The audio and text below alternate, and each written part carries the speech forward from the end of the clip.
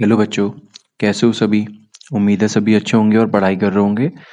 तो जैसा कि आप सबको पता ही है, हमारे टॉपिक में जो सामने आपको दिखाई दे रहा है, phenomena of light reflection means हमारे पास ऑप्टिक्स में फिजिक्स क्लास 12th का एक टॉपिक है। ये little classes means 8th class में, 10th क्लास आईसीएसई बोर्ड में भी है।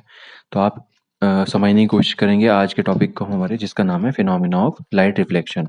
तो जैसा कि हमें पता ही है कि किसी भी सरफेस, लेट्स से कि कोई मिरर है, मिरर एक रिफ्लेक्टिंग सरफेस होती है, इसके एक साइड पॉलिश्ड किया होता है और एक साइड प्लेन रिफ्लेक्टिंग सरफेस होती है। तो जो एक नॉर्मल आपको दिखाई दे रहा है, नॉर्मल होता है हमेशा एक प्लेन के परपेंडिकुलर। तो जिसके भी आपको परपेंडिकुलर यहाँ पे 90 डिग्री पे लाइन दिखाई दे रही है, ये हमारा प्लेन जो है नॉर्मल कहलाएगा। तो जब भी कोई लाइट एंटर करती है किसी एंगल पे, लेट से वो थीटा एंगल पे यहाँ पे लाइट जो है एंटर कर रही है हमारी, तो इस केस में इस एंगल को बोलते हैं एंगल ऑफ इंसिडेंस। मतलब जितने एंगल पे वो लाइट हमारी एंटर कर रही है और जितने एंगल पे वो रिटर्न हो रही है, उसको बोलते हैं हम एंगल ऑफ रिफ्लेक्शन। तो लाइट जब भी किसी सरफेस पे टकराती है तो वो वहां से बाउंस बैक करेगी और सेम मीडियम में रिटर्न हो जाएगी अगर एक मिरर से टकरा रही है। इसी फिनोमिना को हम नाम देते हैं फिनोमिना ऑफ लाइट रिफ्लेक्शन। अगर आप इसको जनरल टर्म में समझो तो आप सिंपल लिख भी सकते हो कि light reflection is a fundamental optical phenomena that occur when light wave encounter a surface and bounce back into the medium from which they originate. तो ये फिनोमिना हमारा जो है कहलाता है लाइट रिफ्लेक्शन का। इससे रिलेटेड कुछ बेसिक टर्म्स हैं, जैसे कि सबसे पहले इंसिडेंट रे क्या होती है। तो जो रे आ रही है, एंटर कर रही है, जैसे कि इसको हम पी ओ का नाम दे सकते हैं। आई एंगल में जो आ रही है लाइट, ये जो लाइट की रे आ रही है, इसको हम बोलेंगे इंसिडेंट रे। तो इंसिडेंट रे होती क्या है? This is the incoming ray of light that strike the surface. Second one is normal line. Normal line जैसे कि हमने समझा कि मिरर से जो भी ये टकरा रही है जो आके, तो ये जो परपेंडिकुलर वाली लाइन है ये वाली, इसको हम क्या बोलते थे? नॉर्मल। नॉर्मल बोलते हैं इसको हम। तो जो भी ये आई पे एंगल पे आ रही है और जो ये टकरा के लौट के जा रही है आर पे, तो ये जो नॉर्मल हमें दिखाई दे रही है, ये नॉर्मल हमारी क्या है, इसकी हम बात कर रहे हैं। Normal line is an imaginary line that is perpendicular to the surface. Perpendicular to the surface इसका मतलब है जो भी सरफेस के परपेंडिकुलर लाइन आपको दिखाई दे रही है। तो अगर ये मिरर है तो मिरर के जो परपेंडिकुलर आपको सरफेस दिखाई दे रही है, ये हमारी क्या है? नॉर्मल। जहाँ पे इंसिडेंट रे जो है मेक्स करती है contact. It serve as a reference point for measuring angle. तो अगर जब भी आपको एंगल बनाना होता है तो तब आप उस केस में क्या करते हो, आप एक लाइन बनाते हो जो परपेंडिकुलर होती है। अब जो भी आपको एंगल बनाना है आप यहीं से मेजर करते हो। मीन्स जो भी लाइट आ रही होती है, आपको एंगल जो मेजर करना है वो कहाँ से करना है? नॉर्मल से। ध्यान रखेंगे इस चीज का। Reflected ray is the ray of light that bounces back of the surface after striking. तो जो ये लाइट जो रे है जो टकराने के बाद जो लौट के जाएगी, वो हमारी होगी कौन सी रे? Reflected ray. Angle of incidence, this is the angle formed between the incident ray and the normal line. तो ये जो एंगल आपको दिखाई दे रहा है ये वाला, ये हमारा कौन सा एंगल है? आई, जिसका हमने नाम दिया आई। इसका नाम है एंगल ऑफ इंसिडेंस। साथ ही साथ angle of reflection is the angle formed between the reflected ray and the normal.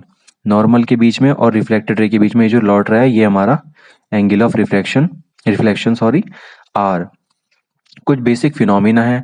Mirror को ध्यान में रखते हुए, ये इधर हमारा मिरर है, यहाँ पे जो सरफेस है हमारी ये पॉलिश्ड है। नीचे देखो लॉ ऑफ रिफ्लेक्शंस। तो लॉ ऑफ लाइट रिफ्लेक्शन हमारा 8th क्लास में टॉपिक भी है, तो इसको ध्यान से समझेंगे। लाइट रिफ्लेक्शन के दो फंडामेंटल लॉज हैं। पहला है according to this law the angle of incidence I is equal to the angle of reflection R. Means I जो है वो आर के इक्वल होना चाहिए। जैसे कि आपको दिखाई भी दे रहा होगा कि ये जो आई एंगल है लगभग आपका आर के इक्वल ही, आप इस फिगर में भी ध्यान से देख सकते हो।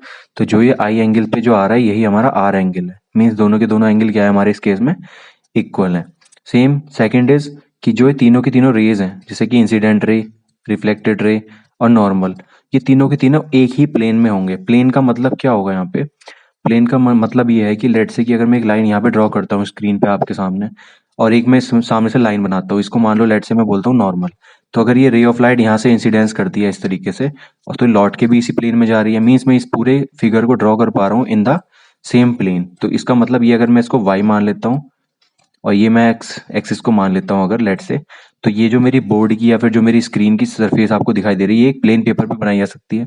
इसका मतलब इसकी जो रेख है, ये तीनों की तीनों जो नॉर्मल लाइंस हैं ये हमारी क्या है? सेम प्लेन में।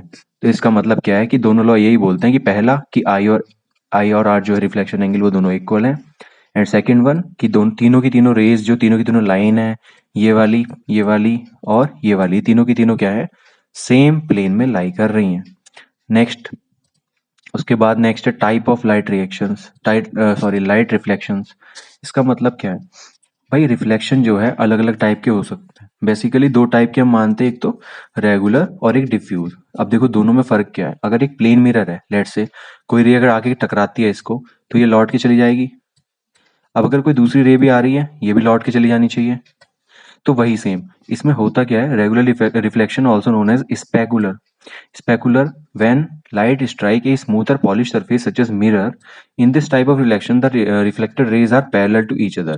Means अगर दो पैरेलल रेज आ रही हैं, टकरा रही हैं एक स्मूथ रिफ्लेक्टिंग सरफेस पे, जिसमें कोई भी गड्ढा नहीं है, कोई भी कर्व सरफेस नहीं है, तो सेम रेज जो है वो पैरेलल ही रिटर्न हो जाएंगी। क्योंकि अगर ये नॉर्मल है तो नॉर्मल से लेट से वो आई एंगल बना के एंटर कर रही है, तो वो आई एंगल बना के रिटर्न हो जाएगी, क्योंकि आई और आर तो इक्वल है। साथ ही साथ ये वाली अगर इस पे ये नॉर्मल है, तो ये भी जो एंगल लॉट यहाँ पे जो आई एंगल बन रहा होगा, वही दूसरी वाली के लिए भी आई एंगल होगा। तो उस केस में दोनों के दोनों पैरेलल लौट जाएंगी।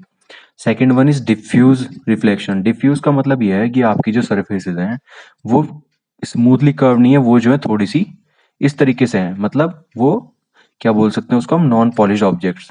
जैसे कि इसमें पढ़ते हैं पहले। Diffuse reflection take place on rough और इरेगुलर सरफेस। जैसे कि मैंने आपको यहाँ पे बना के भी दिखाया, ये थोड़ी सी इरेगुलर सरफेस है। मीन्स अगर लाइट यहाँ से आके टकराएगी तो जरूरी नहीं है कि वो ऐसे ही जाए। हो सकता है कि लाइट ऐसे आने के बाद इधर रिटर्न हो जाए, या फिर लाइट ऐसे आने के बाद थोड़ा ऐसे चले जाए, बट पैरेलल ना जाए। उस केस में क्या होगा, इस तरीके की जो रेज रिटर्न हो रही हैं ये अलग अलग डायरेक्शन में होंगी और स्कैटर हो जाएंगी। स्कैटर का मतलब क्या होता है, फैल जाना। ये हर एक डायरेक्शन में क्या होगी, फैलने लगेगी। इससे होगा क्या, जो हमारे रिफ्लेक्शंस होंगे उससे एक क्लियर इमेज और एक बहुत ज्यादा शार्प इमेज क्रिएट नहीं होगी, और एक हमारी जो इमेज बनेगी वो सॉफ्ट ग्लो के साथ बनेगी। तो इस टाइप के रिफ्लेक्शंस को बोलते हैं हम डिफ्यूज रिफ्लेक्शन। साथ ही साथ होता क्या है, कई बार जब भी हम किसी लाइट को टकराती है जब भी किसी सरफेस पे, तो वहां पे काफी सारी इमेजेस बन जाती हैं या मल्टीपल रिफ्लेक्शन हो जाते हैं। तीसरा जो है हमारे पास वो है multiple reflection. Multiple reflection occur when light undergoes several reflection between multiple surfaces. This phenomena is commonly observed in kaleidoscope और प्रिज्म। तो भाई इसमें भी यही होता है, क्या है कि इसमें मल्टी जैसे प्रिज्म होता है, प्रिज्म में क्या होता है कि जब भी रे आके टकराती है तो वो उसमें अलग अलग रिफ्लेक्शंस होते हैं। मतलब वहां पे एक रिफ्लेक्शन नहीं होता, वहां पे दो तीन बार रिफ्लेक्शन भी हो जाते हैं। तो उस केस में इसको क्या बोलते हैं, where the light path is intricate और often result in stunning visual displays. वहां पे क्या होती है कि हमारी जो विजुअल डिस्प्ले, मतलब जो डिस्प्ले है वो थोड़ी स्टनिंग हो जाती है। उस केस में हम उसको ठीक से देख नहीं पाएंगे, मतलब हमें उसके आर पार दिखाई नहीं देगा एक तो। प्लस जो है कि हमारी जो रिफ्लेक्शन है वो मल्टीपल सरफेस से हो रहा है। Next is application of light reflection. तो इस रिफ्लेक्शन का कुछ एप्लीकेशन भी है, जैसे कि हम डेली लाइफ में भी देखते हैं अपनी, हम इनका बहुत यूज करते हैं। जैसे नंबर वन पे हम सबसे ज्यादा यूज करते हैं मिरर। मिरर का काम क्या होता है, मिरर आपको, आप सुबह उठते हो, रोज नहा धो के तैयार होते हो, सबसे पहले आपका जो फेस देखते हो आप, वो देखते हो मिरर में। तो mirror are perhaps the most common application of light reflection. They are design to provide clear and accurate reflection of objects. जैसे कि बाथरूम मिरर, जैसे कि ड्रेसिंग मिरर, जैसे कि rear view mirror of vehicles. Vehicles में सबसे ज्यादा mirrors का यूज होता है इसलिए। और साथ ही साथ हमारे ऑप्टिक्स में भी, ऑप्टिक्स का मतलब क्या है कि जो भी चीजें लाइट को यूज करती हैं वो ऑप्टिक्स में आती है। ऑप्टिक्स एक साइंस की ब्रांच है, स्पेशली फिजिक्स की, जिसमें आप लाइट की स्टडी करते हो, लाइट से रिलेटेड चीजें भी। तो लाइट रिलेटेड जो भी ऑब्जेक्ट्स हैं आपके, वो सभी ऑप्टिक्स में आ जाएगा। In the field of optics lens mirror are used. तो इसमें लेंस और मिरर का यूज होता है to manipulate light through reflections. Camera और टेलीस्कोप और माइक्रोस्कोप सभी इसके अंदर आ जाते हैं, जो कैप्चर कर सकते हैं और मैग्नीफाई कर सकते हैं इमेजेस को। ये आपने 12th में देखो, आपने डायग्राम्स भी बनाए हैं बहुत सारे, जिसमें आपने अलग अलग लेंसेज का यूज करा है, और साथ ही साथ वहाँ पे हमने मल्टीपल इमेजेस बनाई हैं जाकि ताकि आप उसको बड़ा और छोटा देख पाओ। अगर आपको बड़ा देखना है आप टेलीस्कोप का यूज कर सकते हो, छोटी चीजों को बहुत बड़ा दिखा सकता है, दूर ऑब्जेक्ट को। लेकिन जो माइक्रोस्कोप होता है वो पास रखे छोटे छोटे माइक्रोस्कोपिक ऑब्जेक्ट्स को क्या करता है, वो आपको जूम करके दिखाता है। इसको आपने कई बार नोटिस भी किया होगा, तो उसको आपने ड्रॉ भी किया था कई बार, उससे आप याद कर लेना, बोर्ड में आने के लिए बहुत चांस है, इसके डायग्राम आएगा उसका। फाइबर ऑप्टिक्स, फाइबर ऑप्टिक्स जैसे कि मान लो हम वाईफाई वगैरह आजकल यूज करते हैं, तो उसमें क्या होता है कि फाइबर ऑप्टिक आ रही है। फाइबर ऑप्टिक केबल क्या है कि इसमें इंटरनेट आप बहुत लॉन्ग डिस्टेंस तक एक्यूरेसी के साथ, मतलब ज्यादा बैंडविड्थ वाली और ज्यादा अच्छी सिग्नल्स को भेज सकते हो। Means fibre optic technology relies on the phenomena of total internal reflection. ये हमने टोटल इंटरनल रिफ्लेक्शन क्या होता है, ये क्या होता है, तो इसमें क्या होता है कि मतलब लाइट जो है बार बार इंटरनली रिफ्लेक्ट होती रही। जैसे लाइट यहाँ से पास की हमने, तो इस सरफेस से टकराने के बाद फिर उसी रास्ते ऐसे मुड़ते मुड़ते ये बहुत दूर तक किसी रास्ते में चलती जाएगी, और इस तरह से सिग्नल आप ट्रांसमिट कर सकते हो लॉन्ग डिस्टेंस तक। तो ये बेसिकली होता क्या है कि जब भी लाइट एंटर करती है, किसी मीडियम में, और उसके बाद अगर अंदर मीडियम डेंस है, डेंस मीडियम से वो अगर रेयर मीडियम में आ रही है, तो उस केस में अगर वो किसी क्रिटिकल एंगल से ज़्यादा एंगल पे अगर एंट्री करती है या इंसिडेंट करती है, तो वो उसी मीडियम में, सेम मीडियम में मतलब रिटर्न हो जाती है। इस फिनोमिना को टोटल इंटरनल रिफ्लेक्शन बोलते हैं। ये आप 12th क्लास में पढ़ते हो। ये होता क्या है कि एक स्पेसिफिक टाइप ऑफ रिफ्लेक्शन है, इसमें लाइट जो है ट्रैप हो जाती है किसी मीडियम के अंदर और बाहर जा नहीं पाती है, तो उसी का यूज़ करते हुए फाइबर ऑप्टिक केबल जो है उसका हम यूज़ करते हैं। तो इस टेक्नोलॉजी को जो है आजकल जो है मॉडर्न टेलीकम्युनिकेशन और हाई स्पीड इंटरनेट के, जैसे कि मैं आपको बोल रहा था, जैसे कि मेरे घर में लेट से एक्सट्रीम फाइबर है।